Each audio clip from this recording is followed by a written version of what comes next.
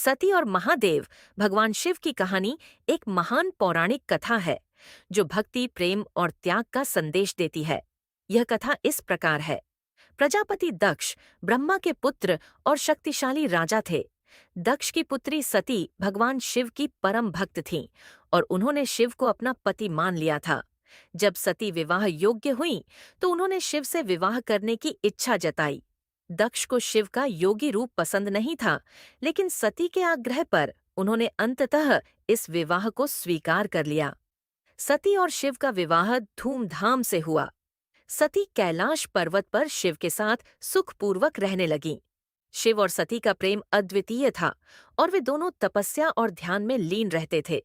दक्ष ने एक महान यज्ञ का आयोजन किया और सभी देवताओं और अर्षियों को आमंत्रित किया, लेकिन उन्होंने शिव और सती को आमंत्रित नहीं किया।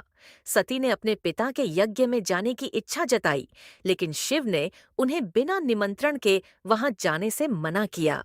सती ने अपने पति की इच्छा के विरुद्ध जाकर यज्ञ में भाग लेने का निर्णय लिया। यज्ञ स्थल पर पहुंचने पर दक्ष ने सती और शिव का अपमान किया। सती अपने पति का अपमान सहन नहीं कर सकीं और उन्होंने योगाग्नि द्वारा अपने शरीर को त्याग दिया। इस घटना से पूरा यज्ञ स्थल हाहाकार में बदल गया। जब शिव को इस घटना का पता चला तो वे अत्यंत क्रोधित हुए।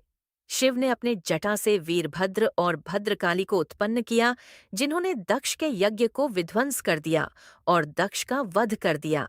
बाद में भगवान शिव के क्रोध को शांत करने के लिए देवताओं ने उनसे प्रार्थना की। शिव ने दक्ष को जीवन दान दिया और उनका सिर पुनः स्थापित किया। सती ने पार्वती के रूप में हिमालय के राजा हिमवान और रानी मैनावती के घर पुनर्जन्म लिया। पार्वती ने पुनः शिव को पति रूप में प्राप्त करने के लिए कठोर तप किया।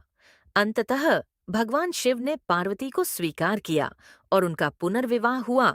यह कथा भक्ति, प्रेम और त्याग का प्रतीक है और यह दर्शाती है कि सच्चे प्रेम और भक्ति से सभी बाधाएं पार की जा सकती हैं। सती का त्याग और पार्वती का तप हमें यह सिखाता है कि सच्ची निष्ठा और समर्पण से किसी भी लक्ष्य को प्राप्त किया जा सकता है।